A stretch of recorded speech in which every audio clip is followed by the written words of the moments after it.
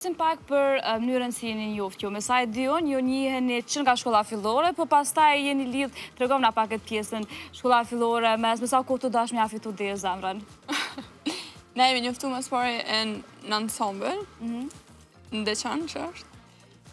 Atëherë ka filluaja, edhe jemi njoftu vetë si shok, po mas ne e kem milion, edhe nuk kem pas më kontakt.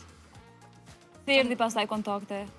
Jemi taku në 2023. Në 2023 të njemi taku rasisht, që dit nga karo me najt, me pi kafe bashk, edhe që aty ja kem nis të një, kem pas kohë pak për njëri tjetrin, edhe tu shkru non stop, të njof njëri tjetrin halon ma shumë, edhe që ku jem sot.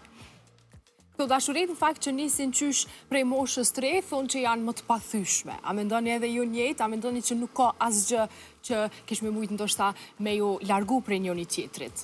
Po, mendoj se arsyeja është se ti rritësh bashk. Edhe si të mirë, si të keq, je me qatë person edhe ja din të metat, edhe vazhdon të u rritë, të e kalu jetën me to, edhe normal se mundi më konë të pathyshëm.